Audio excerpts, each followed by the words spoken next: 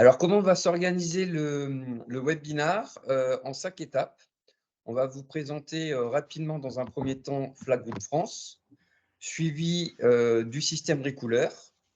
Après, on va voir les avantages du Recolor versus une solution traditionnelle. Quelques références projets qu'on a pu faire sur le marché français. Et enfin, on aura le jeu des questions-réponses dans un 5e temps. Flag Group France. Tout le monde, j'imagine, connaît de loin ou de près Flag Group France. Donc, en quelques chiffres, Flag Group France, c'est 36 millions d'euros de chiffre d'affaires sur l'année précédente, c'est-à-dire sur 2022. On est 63 employés répartis sur 5 agences. Et nous avons un pôle service, un pôle SAV de 13 personnes, car on apporte un soin particulier à être réactif sur les demandes de mise en route des appareils, bien entendu, et également sur les demandes de SAV de dépannage. On est expert sur 6 marchés, type tertiaire, hospitalier, data center, gigafactory, la pharma également. Donc, le groupe Flag Group, c'est-à-dire Flag Group Monde, c'est environ 600 millions d'euros, également sur l'exercice précédent, sur 2022.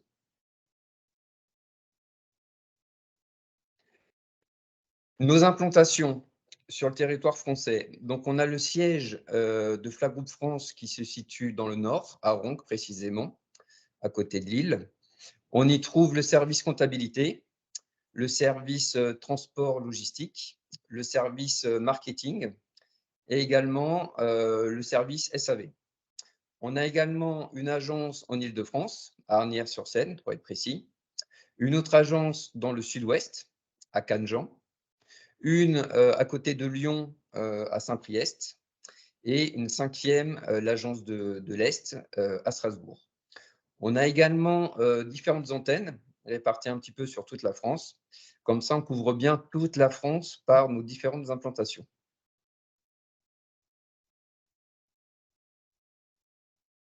Donc, qu'est-ce que le Recolor? En fait, le Recolor, c'est la combinaison d'une unité de pompe à chaleur réversible et d'une CTA à roue de récupération d'énergie, et tout ça en une seule unité.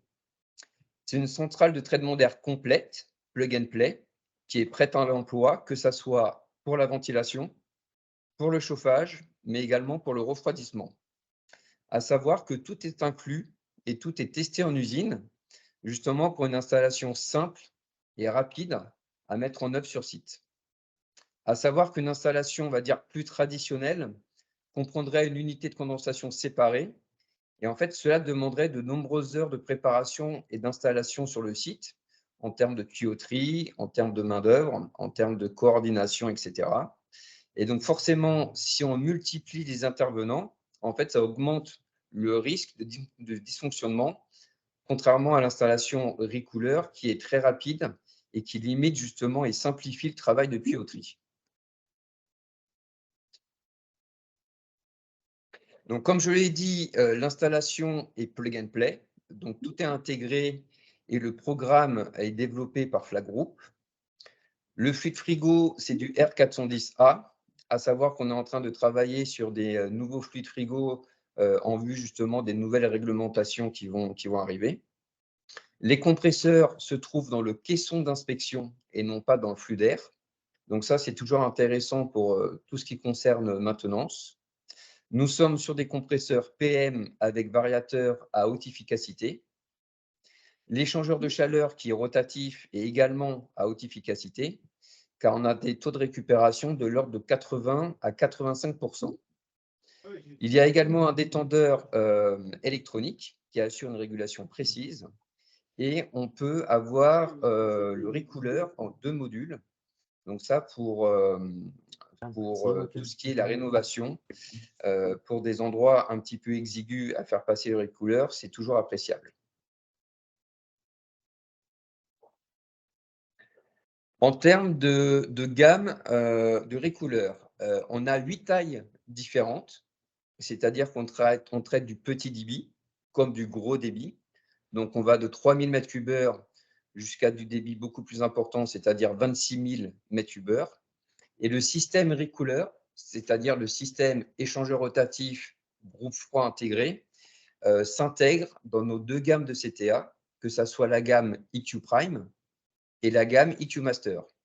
Donc, la différence entre la gamme EQ Prime et la gamme EQ Master, c'est que la gamme EQ Prime, c'est une gamme très standard, c'est une gamme compacte où la régulation est intégrée, c'est une gamme plug and play, tandis que la gamme EQ Master, c'est une gamme plus modulaire, dans le sens où on assemble différents blocs pour constituer une CTA comme le client le souhaite ou comme l'analyse fonctionnelle nous le demande.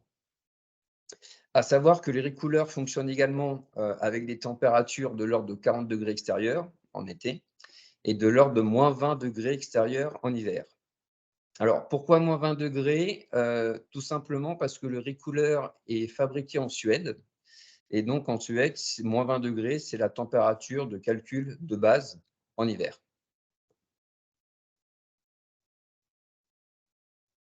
On a une roue qui s'appelle RegAbsorb. Et comme le nom l'indique, c'est une roue à absorption. C'est-à-dire qu'elle récupère du latent en été et qu'elle humidifie justement l'air neuf en hiver. Le rendement est très élevé, tout simplement parce qu'en fait, l'épaisseur de la roue est de 270 mm, contrairement à une roue, on va dire, plus traditionnelle, où on est sur du 200 mm. Donc, on a des rendements de l'ordre de 80 à 85%. Et bien entendu, la roue est certifiée Eurovent. Et avec justement cette roue absorption, on a moins besoin de dégivrage grâce justement au transfert d'humidité.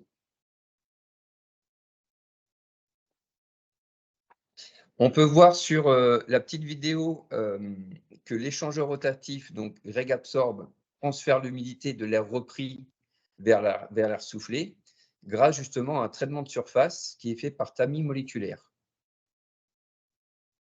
Et en limitant l'humidité de l'air repris, en fait, ça réduit également le besoin de dégivrage de l'ordre de 50%, chose qui n'est pas négligeable. En ce qui concerne les compresseurs, il est équipé de compresseurs scroll à moteur PM alimenté par un variateur. Les compresseurs sont entraînés par un onduleur qui leur permet de fonctionner à charge partielle, avec des rendements qui sont très élevés et une charge partielle de l'ordre de 15 à 100%. Et donc, cela permet d'avoir une meilleure stabilité de la température, que ce soit en été et également en hiver.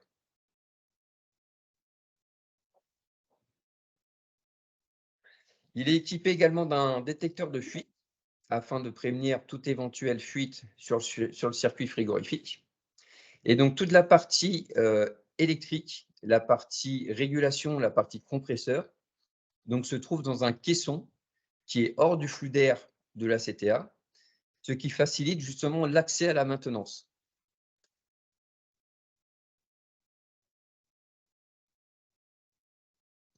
D'un point de vue régulation, donc le recouleur est toujours livré avec sa régulation qui est installée et qui est pluguée en usine. On peut réguler soit sur une température de soufflage, soit sur une température d'ambiance, par exemple, ou une température de reprise. On peut travailler en pression constante ou en débit constant. On est communicant soit en mode bus IP ou en bagnet IP. Et à savoir que la régulation flag group gère la fonction anti-givre et les risques de givre. C'est-à-dire que lorsque le recouleur n'est pas équipé de petites batteries électriques de préchauffage, le cycle de dégivrage est environ de 5 minutes. Mais lorsque, à contrario, le système recouleur est équipé d'une batterie électrique de préchauffage, là, on diminue le temps de cycle de dégivrage qui est de l'ordre de 3 minutes.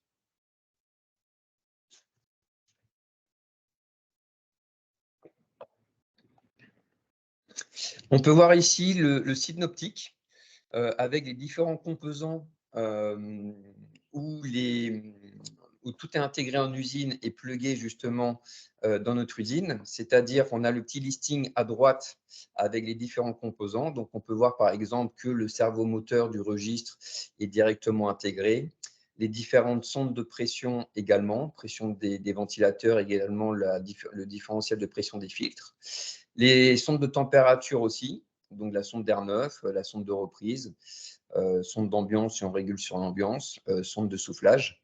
Donc, en fait, c'est un produit, encore une fois, qui est simple à mettre en œuvre et où, justement, toute la régulation et tous les équipements, tous les composants sont intégrés en usine.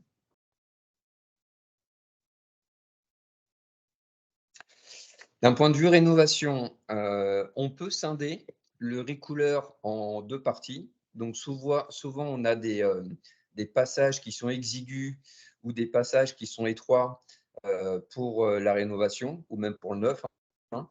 Donc là, on peut le scinder en 2 modules, à savoir que les câbles, ce sont des câbles rapides, des câbles type RJ, et que lorsqu'on réassemble justement les modules du recouleur, c'est très simple puisque les câbles sont déjà repérés en amont. Donc, on ne peut pas se tromper justement lorsqu'on reconnecte le recouleur. Donc, ça, c'est toujours appréciable.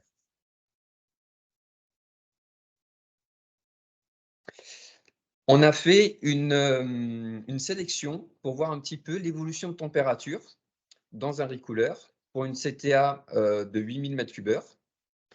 Donc là, en l'occurrence, il s'agit d'un cas typique en été où l'air est refroidi en 2 étapes. Donc, premièrement, par l'échangeur rotatif et ensuite par l'évaporateur de la pompe à chaleur. À savoir que grâce à l'efficacité de l'échangeur rotatif, en fait, on réduit la puissance frigorifique. Donc là, en l'occurrence, la température extérieure est de 32 degrés et la température de soufflage demandée, c'est-à-dire la température du point de consigne, est de 22 degrés. Donc l'échangeur refroidit l'air jusqu'à 27,1 degrés grâce à la récupération de l'air extrait. Après, l'évaporateur refroidit la température de l'air de soufflage à 21,1 degrés.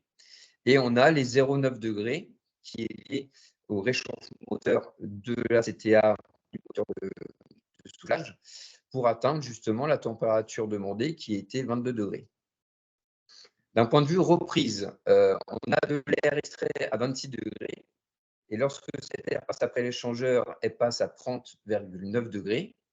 Et donc, ce qu'il faut noter, ce qui est important, c'est que la température autour du condenseur est inférieure à la température extérieure. On a ici une température extérieure de 32 degrés et une température au niveau du condenseur de 3,9 degrés. Donc, même 1 ou 2 degrés de différence, c'est important. En fait, le condenseur fournit l'énergie au circuit de refroidissement. On a indiqué ici une température de soufflage à 22 degrés. À savoir qu'avec le recouleur, on peut souffler en été à des températures allant de 17 à 18 degrés, sans batterie complémentaire, juste avec le circuit frigorifique. Marc, on t'entend pas très bien. Le son n'est pas bon. Le son n'est pas bon. Le son n'est pas bon. Peut-être couper, peut-être couper les webcams.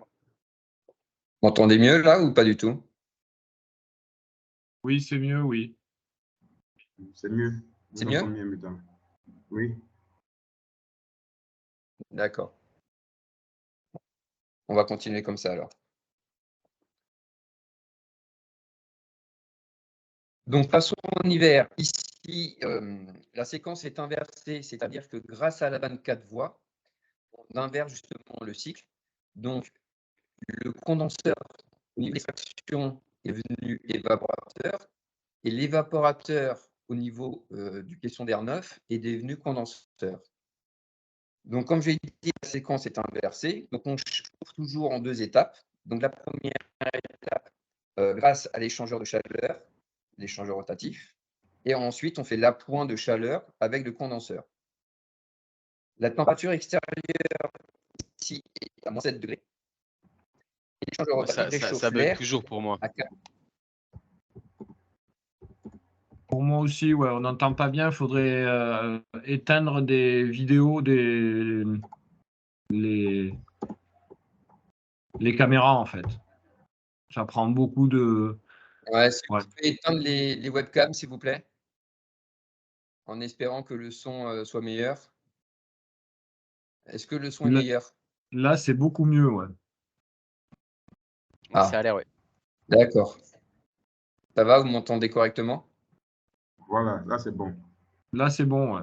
Bon, génial, super.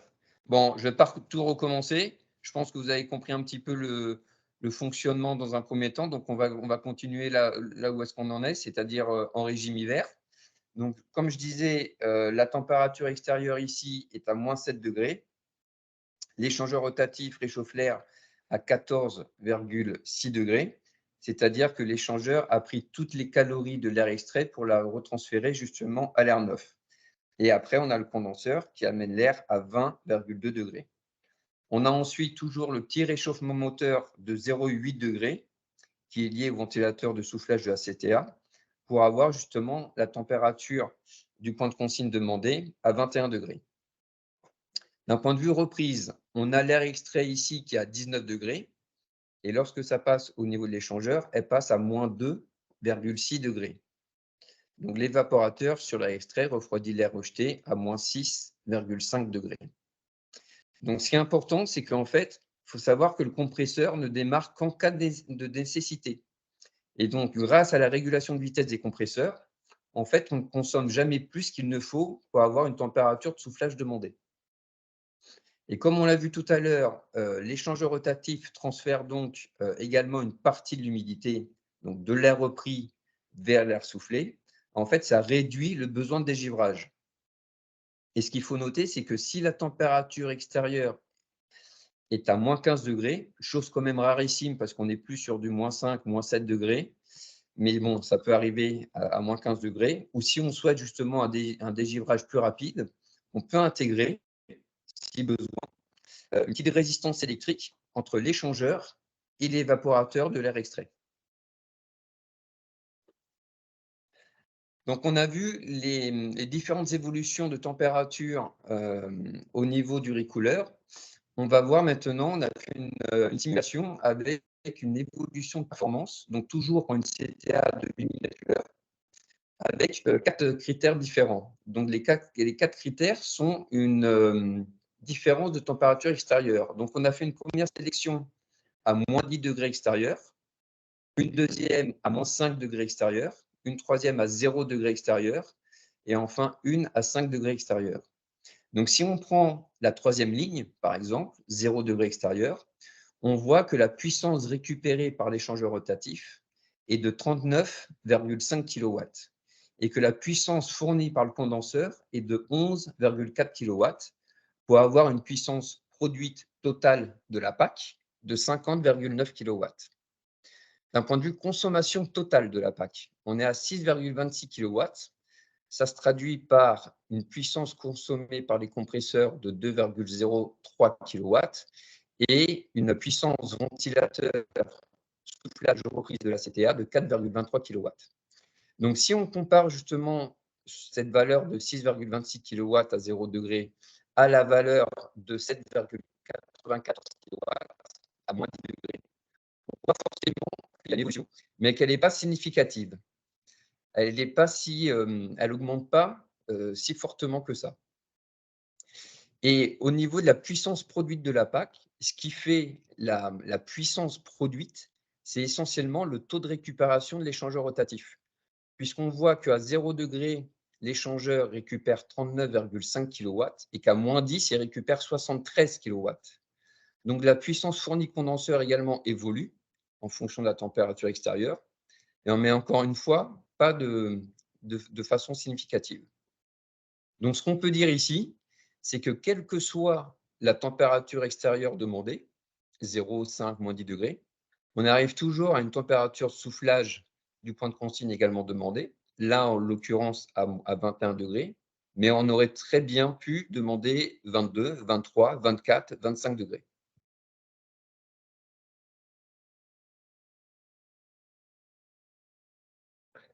Donc le recouleur est plus efficace qu'une pompe à chaleur extérieure, car en fait l'évaporateur se trouve dans le flux d'air de reprise. Donc si on se souvient du petit schéma qu'on a vu tout à l'heure, la température au niveau de l'évaporateur était à moins 2,6 degrés versus moins 7 degrés extérieur. Donc ça donne justement des COP qui sont élevés, donc des COP de l'ordre de 67 pour une température à 0 degré et des EER de 10 pour une température donnée à 20 degrés. Alors, pourquoi 20 degrés? Encore une fois, c'est une fabrication qui est faite en Suède. Et donc, 20 degrés, c'est la température de calcul dans les pays nordiques, en l'occurrence en Suède. Et les COP et les ER sont calculés en prenant en compte le taux de récupération de l'échangeur rotatif. C'est pour ça qu'on a des valeurs qui sont très performantes.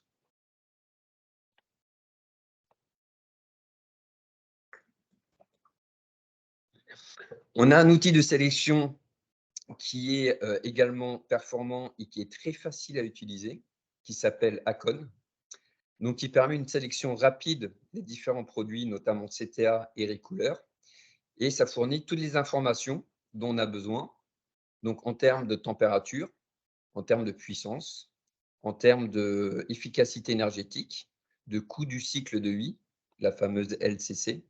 On peut vous transmettre également des données acoustiques, tous les fichiers DXF, DWG 3D, à savoir que le logiciel est certifié au revend, c'est-à-dire que les fiches techniques qu'on vous transmet sont également, toutes les valeurs sont certifiées au revend. Si vous souhaitez l'utiliser, ce logiciel, il suffit d'en faire la demande sur notre site internet. Donc, on vous envoie un login et un mot de passe. Et comme ça, vous pourrez l'utiliser vous-même et sélectionner vous-même justement les CTA et les recouleurs. Donc, pour vos installations, alors que ça soit de ventilation, de chauffage et de refroidissement, en fait, vous n'avez qu'un seul interlocuteur qui est nous, qui est Flat Group. Et si on compare ça à une solution plus traditionnelle, avec une CTA et avec un groupe extérieur, en fait, ça demande plusieurs intervenants et éventuellement plusieurs fournisseurs. Donc, si on a plusieurs intervenants et plusieurs fournisseurs, le risque de dysfonctionnement ou de mauvaise mise en œuvre sont augmentés, contrairement justement à une solution Recouleur.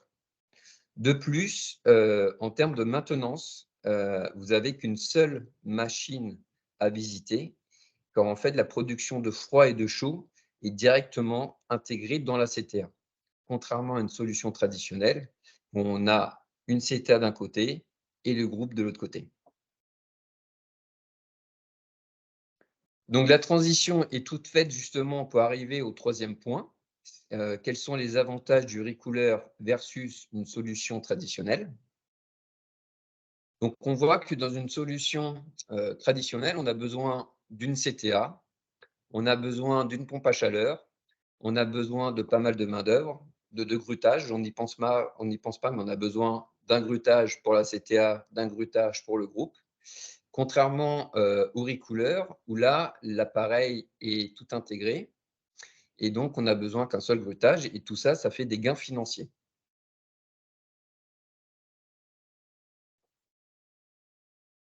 Donc cette photo, en fait, c'est le visuel normal d'un toit, avec des groupes extérieurs et aussi un réseau de tuyauterie relativement complexe. Et ce qu'on n'entend pas, mais ce qu'on peut facilement imaginer, en fait, c'est le niveau sonore, c'est la pollution sonore dans l'environnement, notamment justement pour les grandes agglomérations où le voisinage peut être proche et ça peut être justement assez contraignant. Donc, bien entendu, le Recouleur peut être placé en local technique et donc c'est un gain de place en toiture et ce qui permettrait, par exemple, à un client d'un bâtiment de bureau, et ça on l'a déjà vu, de réaliser une terrasse pour ses salariés, une terrasse arborée ou une terrasse type rooftop plutôt qu'une terrasse technique. Dans une solution traditionnelle, on a besoin également de la plomberie, de la tuyauterie, des électriciens, des hommes ou des femmes pour coordonner justement tous ces différents lots. Et donc forcément, il est souvent plus coûteux d'assembler sur place plutôt qu'avoir une solution qui est assemblée en usine et qui arrive sur site et qui est prête à l'emploi. En plus, en ayant un système compact et tout intégré, on gagne encore une fois de la place au sol, donc de la place qui généralement est très précieuse dans les bâtiments.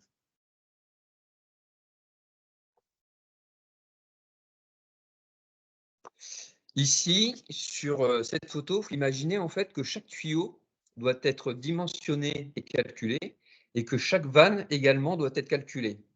Donc forcément, ça demande du temps en amont ainsi que du temps lors de la réalisation sur site, sans compter bien entendu de la main-d'œuvre qu'il faut mettre en place. Donc avec le recouleur, on s'abstient justement de toutes ces contraintes et on supprime tout le réseau hydraulique.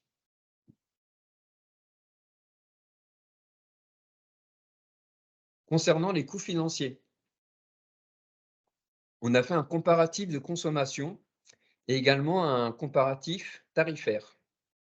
Donc, commençons le comparatif de consommation entre le système recouleur et le système frigorifique traditionnel. Donc, on voit que dans les deux solutions, forcément, on a besoin de la consommation du ventilateur de soufflage de la CTA, qui est représenté ici en marron, et également de la consommation du ventilateur d'extraction de la CTA, qui est représenté en vert. Mais dans la solution recouleur, ce dont on a besoin pour chauffer, c'est uniquement la consommation électrique du compresseur, qui est représentée en gris, contrairement à une solution traditionnelle, où on a besoin de beaucoup plus de chauffage et on a des gains énergétiques, des consommations énergétiques qui sont réduites de 25% avec justement la solution recouleur.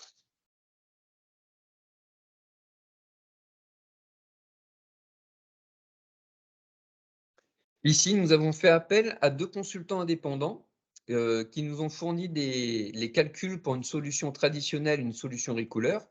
Et en fait, ça montre uniquement que pour mettre en place une installation, en fait, il faut additionner plusieurs coûts et surtout plusieurs prestations. Prestations en termes de matériel et également prestations en termes de main-d'œuvre. Donc, le listing n'est pas exhaustif, mais comparé à une solution recouleur, il faut uniquement la PAC et le raccordement électrique de cette PAC. Et donc, on a comparé le prix d'une CTA avec le prix d'un recouleur, ayant donc le même débit, ayant les mêmes températures demandées, ayant les mêmes caractéristiques et les mêmes performances. Et globalement, la solution recouleur arrive à un coût global inférieur à celui d'une solution traditionnelle. Donc, je précise bien en termes de coût global, puisque l'achat du recouleur forcément sera un peu plus onéreux, ce qui est normal puisqu'on a le groupe frigorifique intégré. Mais en coût global, c'est-à-dire avec toutes les prestations, on arrive justement à des coûts inférieurs. Mais comme on a vu précédemment, le plus important, hormis le coût d'investissement qui est inférieur de 35% tout de même, c'est surtout le coût de fonctionnement qui est très avantageux, car on réduit de 25% la consommation énergétique. Donc surtout, lorsqu'on sait que la durée de vie d'une CTA est environ de 15 à 20 ans, en fait, ça fait des gains importants et donc forcément des économies importantes. Donc pour conclure cette présentation, ce que l'on peut dire sur le recouleur, c'est que c'est une solution où la production de chaud et de froid est intégrée à la CTA. C'est une solution plug and play facile à mettre en œuvre. C'est une solution compacte qui nous fait gagner justement de la place au sol. C'est une solution facile en termes de maintenance et d'entretien. Et enfin, c'est une solution économique en termes de coût de fonctionnement.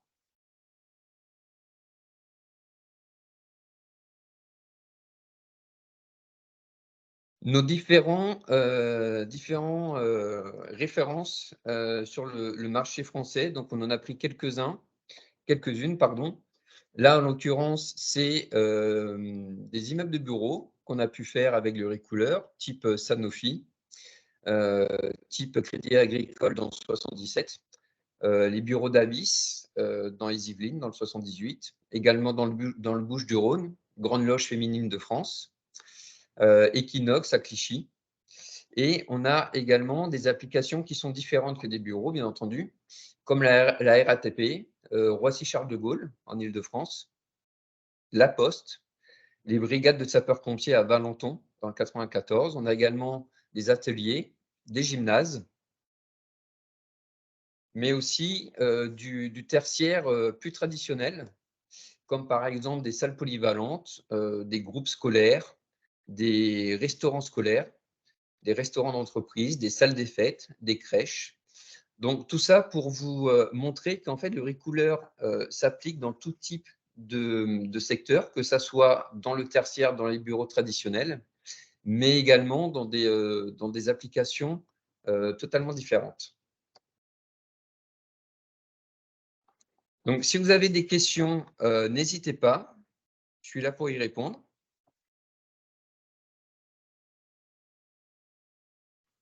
Vous pouvez rallumer vos micros.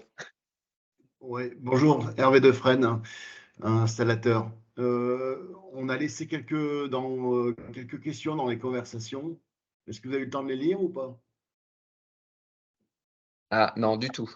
Désolé. Je veux bien que vous me les disiez à l'oral à ce moment-là. Alors, il y a eu une question concernant M. Raymond Bach. Comment pouvez-vous réguler le compresseur scroll de 15 à 100%? Avez-vous plusieurs compresseurs? Sinon, comment gérez-vous les retours d'huile? On a effectivement plusieurs compresseurs, on en a 2.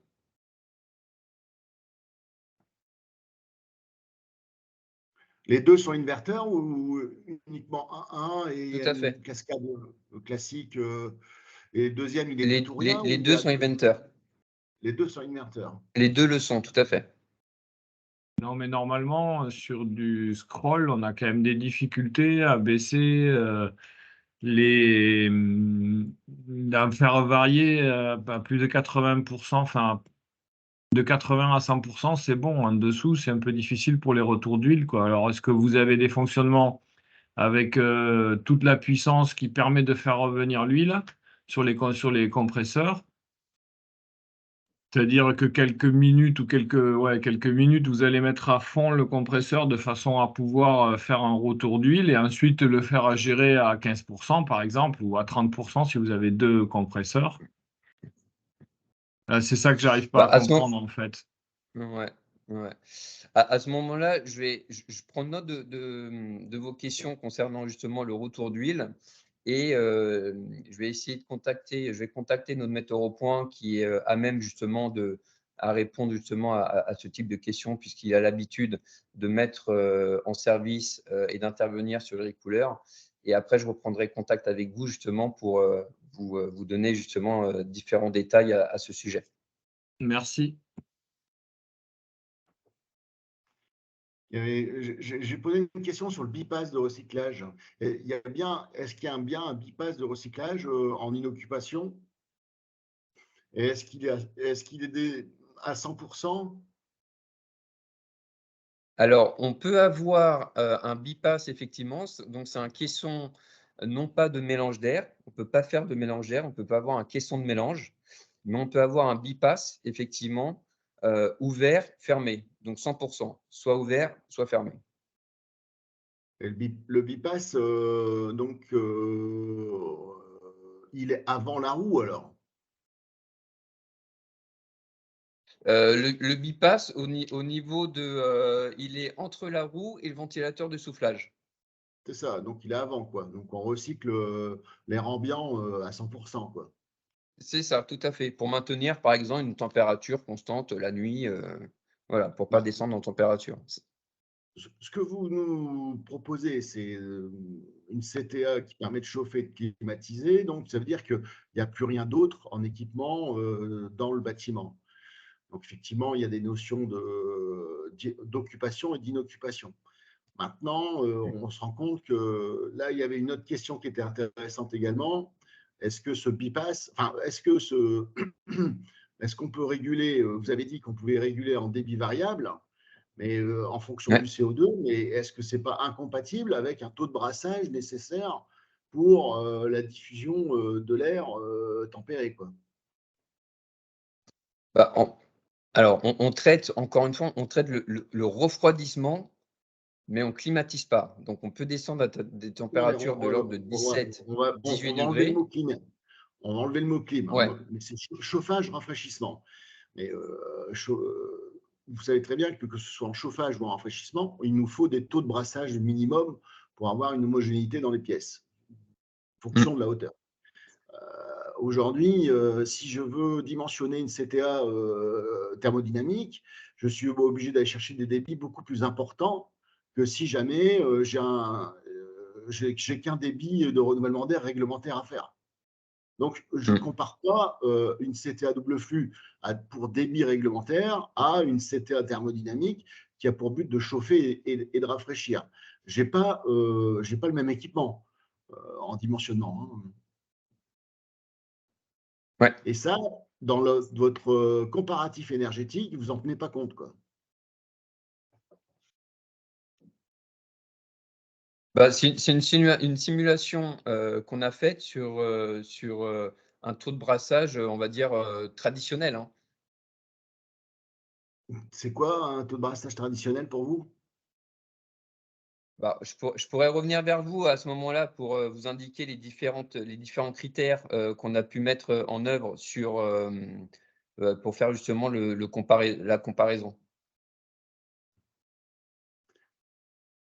Bah, c'est-à-dire que je verrais bien quand même sur du chauffage traditionnel tel que vous l'avez présenté en solution classique, je verrais bien quand même que mes consommations de moteur électrique ne soient pas les mêmes que les consommations électriques d'une CTA thermodynamique, parce que je ne vais pas dimensionner la même CTA, elle sera beaucoup moins grosse. Quoi. Bah, je pense qu'avec le recouleur, on peut encore une fois souffler aux alentours de 17-18 en été et aux alentours de 26-27 en hiver. Donc, on peut avoir quand même du complément intérieur de chauffage, type ventilo ou des radiants, par exemple, pour faire la compensation. Alors moi, j'ai une question qui est un peu comme le monsieur d'avant. En général, quand j'ai beaucoup de personnes dans une salle, de type salle polyvalente ou salle de spectacle, j'ai 600 personnes dedans, par exemple, j'ai beaucoup de latents. Et les débits d'air, ils vont être, enfin, et surtout les températures de soufflage vont être de l'ordre entre 12 et 16 degrés, quoi, et 15 degrés même, je dirais, ou 17 maxi, parce que sinon, je ne vais pas arriver à déshumidifier, quoi. Et avec des taux de brassage très importants, puisque j'ai besoin de beaucoup d'air pour arriver à traiter la salle à cause du taux de brassage qui était déjà indiqué dans une des demandes écrites, là, des questions écrites. Donc, On peut mettre au bout du recouleur, on peut rajouter des petites batteries complémentaires, que ça soit des batteries à détente directe ou des batteries à eau froide ou des batteries électriques ou à eau chaude, pardon, pour faire le complément. alors là, ça sera sur de l'eau glacée, donc ce sera du rafraîchissement. Ce sera obligatoirement une pompe à chaleur derrière avec un groupe de production d'eau glacée, quoi, qui est obligé d'être raccordé sur une batterie d'eau glacée. Voilà. Ça oui, on peut rajouter justement, et pour avoir justement des températures relativement basses, il faut rajouter une batterie à eau derrière. Ouais, mais dans le même cadre, moi j'avais s'intégrer demandé, dans le caisson du recouleur. est-ce qu'on peut intégrer un caisson de mélange? Parce que en fonction de l'occupation de la salle, je vais faire varier mon caisson de mélange d'air neuf air repris par rapport à une sonde CO2. Donc est-ce que je peux intégrer parce que sinon, quand je vais avoir 200 personnes dans la salle, j'ai plus du tout les mêmes besoins en termes de qualité d'air et d'hygrométrie que si j'ai les 600 personnes dans la salle. Donc, je vais faire varier, j'aurai toujours les mêmes débits, mais je vais faire varier enfin, même pas, je vais faire varier mon débit et donc je ne vais pas avoir les mêmes éléments, quoi. Ouais, tout à fait. Non, on ne peut pas intégrer de caisson de mélange. On peut intégrer encore une fois un caisson tout ou rien, mais on ne peut pas intégrer de caisson de mélange. On ne peut pas faire du mélange d'air. Ok. Est-ce que le système existe avec un Merci. échangeur à plaques à la place de l'échangeur rotatif? Non plus. Le recouleur, c'est uniquement avec échangeur rotatif.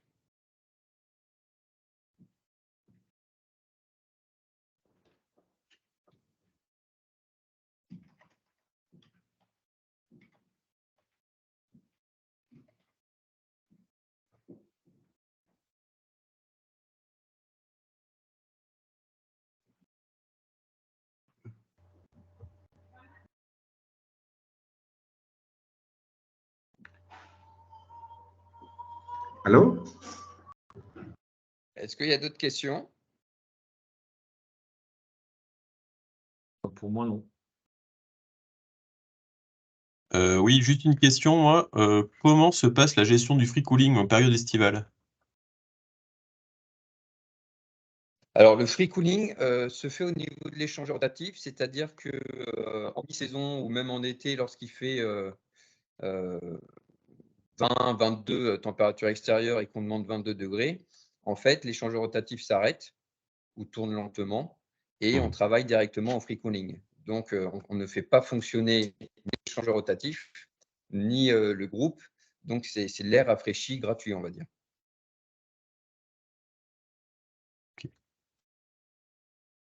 Qu'est-ce qu'on admet comme différentiel de débit entre soufflage et extraction? Est-ce qu'il faut que ce soit exactement le même ou... On peut avoir une petite différence de l'ordre de 10%, mais après, effectivement, il faut quand même des débits plus ou moins équivalents de telle façon que le système frigorifique soit refroidi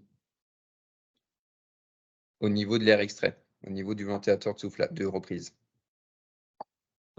On a parlé tout à l'heure de bipass. Quand on est en position du coup bipass, est-ce que le recooler fonctionne?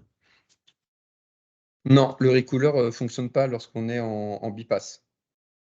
Le bipass, c'est vraiment pour une utilisation pour maintenir une température la nuit, par exemple, dans un bâtiment. Okay. On peut rajouter une petite batterie électrique d'appoint au niveau du soufflage et on maintient une température en faisant bipasser l'air.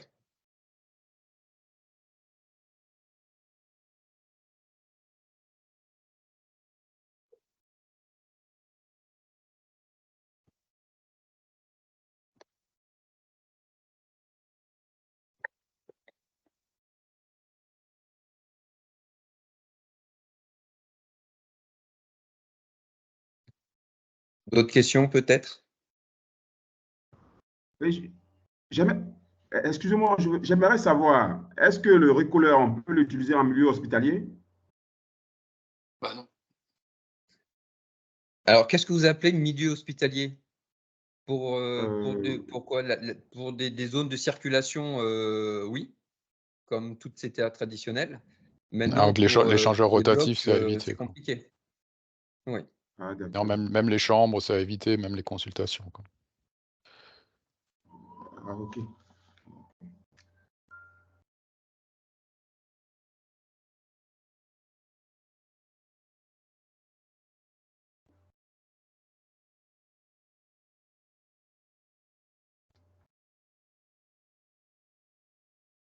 Des dernières questions peut-être? Bon, vu la configuration que vous avez donnée, j'ai l'impression que c'est un équipement qui est plus pour les pays du Nord. Est-ce qu'il est possible de l'utiliser en Afrique? Bah, écoutez, en été, on a des températures, il fonctionne avec des températures extérieures de 40 degrés en été. Après, effectivement, le cœur du système, c'est l'échangeur rotatif qui récupère beaucoup, mais avec des températures basses, du moins 7, moins 5 degrés. En été, on a également un taux de récupération important, mais on diminue la température lorsqu'on a vu tout à l'heure lors de la présentation, lorsqu'on est à 32, on diminue à 30,9 degrés après l'échangeur rotatif. Donc, on peut l'utiliser, mais vraiment le bénéfice du recooler, c'est avec des températures relativement basses en hiver. Ouais. Ah, d'accord. C'est bien noté.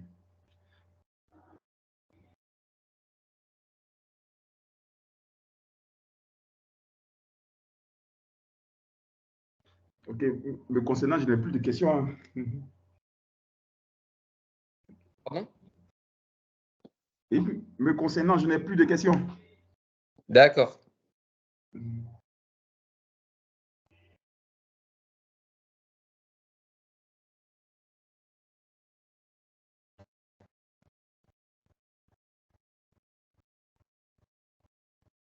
Est-ce que d'autres personnes éventuellement auraient des questions?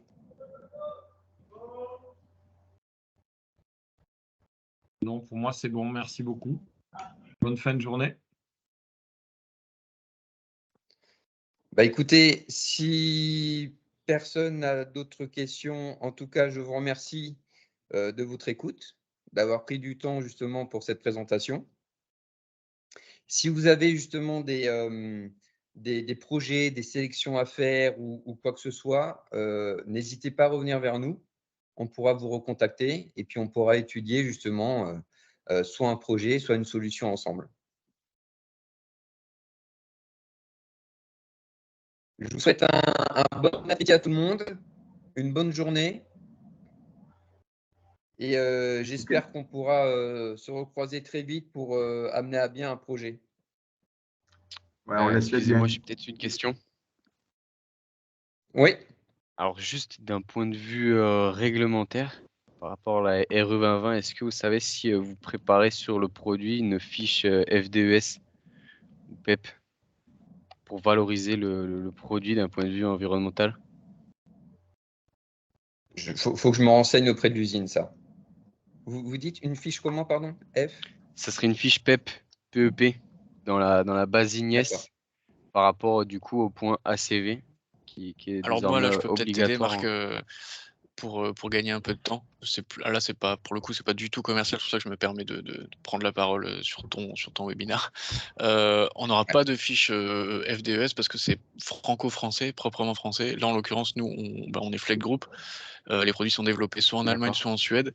Donc en fait, il y a quelque chose qui est en préparation, mais on est un peu tributaire de l'Union européenne finalement, et on attend que les directives soient harmonisées, parce qu'il y a également le même genre de normes qui existent au Royaume-Uni, en Allemagne.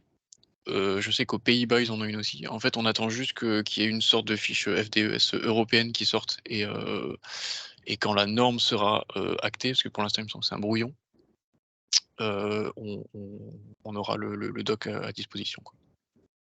Ok, d'accord, merci. Du coup, tout comme sur toute la partie réglementaire sur les logiciels thermiques, des fiches réglementaires d'aide à la saisie avec des données spécifiques décrites. Je sais que c'est le cas sur certains systèmes, mais là, du coup, ça ne doit pas être le cas. Tout à fait, exactement. C'est la même configuration. Ok, je vous remercie. Je vous en prie.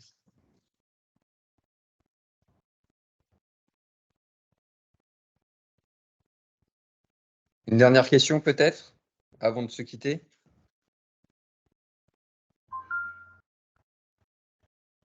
Alors, j'aurais peut-être une question, mais c'est sur là, ce serait plus sur vos produits, pas forcément là sur celui-ci. Et je voulais savoir sur Flack Group si vous réalisiez des CTA avec refroidissement, avec rafraîchissement plutôt adiabatique.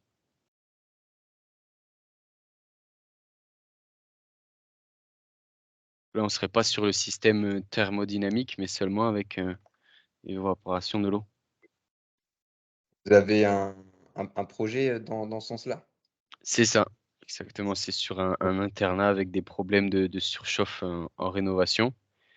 Et le but, ça serait voilà, de limiter la prendre vos température en été. coordonnées et puis je vais prendre vos coordonnées et puis à ce moment-là, on vous rappelle pour pouvoir étudier ce projet. Ok, mais je vous mets mon mail et mon numéro là dans les messages. Ou Oui, de toute façon, on a Marine qui s'occupe un peu de l'intendant justement de webinaire, donc elle me le retransférera, tout à fait. Ok, je vous remercie alors. Merci bien. Bonne journée. Au revoir.